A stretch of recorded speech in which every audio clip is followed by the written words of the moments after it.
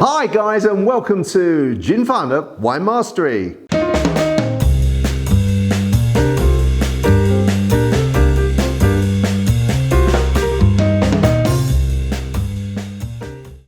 Okay, so we're back at Divine Distillery. Ray has kindly hosted another event for us, and he's got a very, very special, very limited edition that he's not even sure he's going to sell yet. We'll see. So he's going to give us, he's very kindly allowed us to taste this. This is only a few bottles of this have been produced. So I'll let Ray explain what it is. So what do we have, Ray? What's special about it? Well, what we have, we've got our Divine Gin that we know is a London dry gin with the sweetness of juniper and coriander, the peppers and the spices. And what we've done now, we're very, very lucky to manage to get hold of a whiskey barrel from Laphroaig, which maybe we shouldn't say. We can't tell you where it came from, but we managed to get hold of it. And what we've done, we've put 50 litres of our gin in there, and we've left it for 3 months. Wow! And this is what's come out now. Okay. So we've got a barrel aged gin that's come out. We haven't super filtered it. You know, we've left it quite a raw flavour. But it's come out as quite a spectacular thing as far as we're concerned, and that's why we're not sure whether we're going to sell it. We're going to treat it as quite a special thing. It's going to be a very limited edition. We've done 50 bottles, and there will only be 50 bottles of it. And we just want to see. We just want to see what people think of it as well. It's a little bit of a special thing for us. Are you going to sign them as well? We can do it if you want. I really want to. Signings and selfies. We'll see. But it's a very unique flavour to it. I've never tasted anything like it before. It's got the very medicinal flavour of the Laphroaig whiskey that matches really well with the spices and peppers within the Divine. Okay. Can we try it? Can we smell it first? Go on. You mean, is this the first time? No, I must admit, I have actually tasted this, and I think it's absolutely. This crosses over everything that I want from any drink. Now I know. On the smell, it's for me. There's just a hint of that whiskey, but for me, it's in the flavour. That's.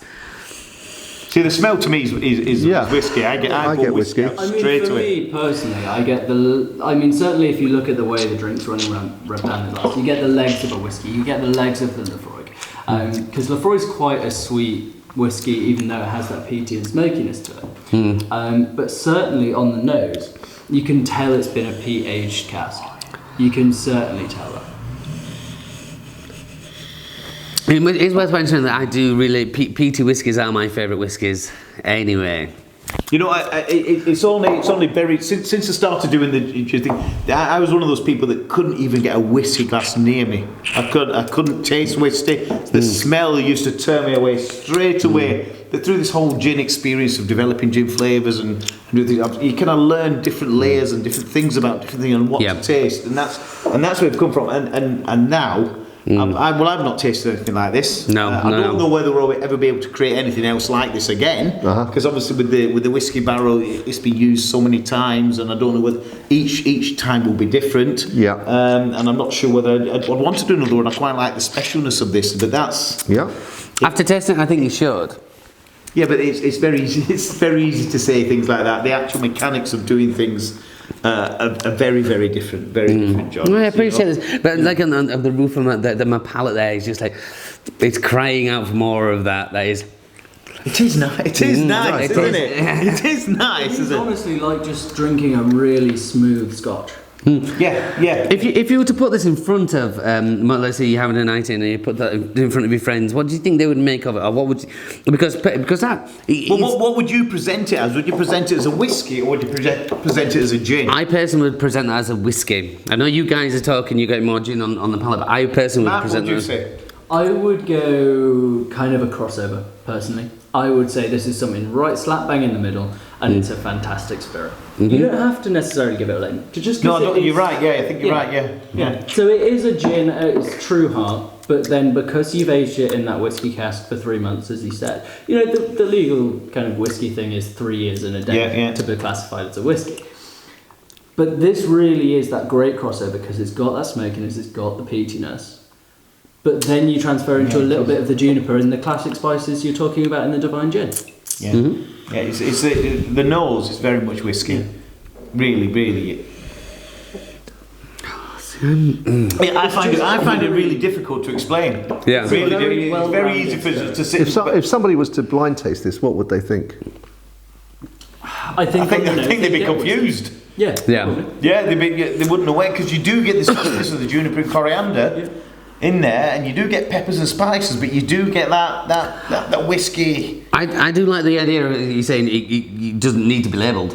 I think that is a good. I think for me, if I was served that in a bar and I didn't know what it was, I'd probably label that as a very smooth Japanese whiskey. Right. Yeah. Which is totally out there and out of the park. But because you've got the crossover between the sweetness of the gin and then the whiskey barrel, it really does come into its own. Yeah, and if people like those New World whiskies, then I think it's an amazing spirit to get hold of. Well, we've all stood here now, and we've drunk like this, like we would drink a whiskey. Yeah, Yeah. absolutely. Neat. There's nothing in here. We've drunk it like a whiskey. Yeah. And that's kind of like where I wanted it to be, with, you know, a little bit of a bit of a special thing. Yeah. There is only 50 bottles of it. No matter what you say, there will never be. Even if I use the cask again, It's not going to be 50 bottles that will be like this. No. Again. No. You know, the flavours come out the barrel. You know, the colours come out the barrel. So. Yeah. You know, we'll see. But I must admit, I quite enjoy it. It's a very I quite special enjoy thing. it. It's a very special You thing. know, it is. And whether we sell it or not, I don't know.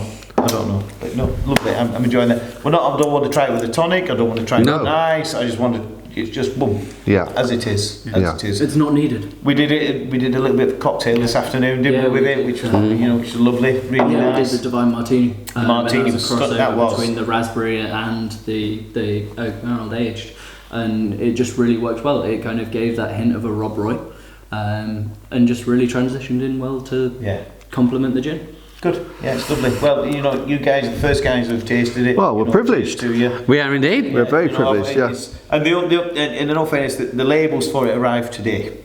Wow. Oh, really? You arrived today. Matt arrived today. It's a new start for Divine Gin today. You know, so, House of Divine. The House of Divine. You know, we're moving on from here. Number 8. You know, London Dry Raspberry, aged oak. You know, where do we go from here? You tell us. Fantastic. Yeah. Thank you very much indeed, guys. Well, Really thank you, appreciate it, and thank you. Thanks very much, Ray. Well, I've got none left. Take care.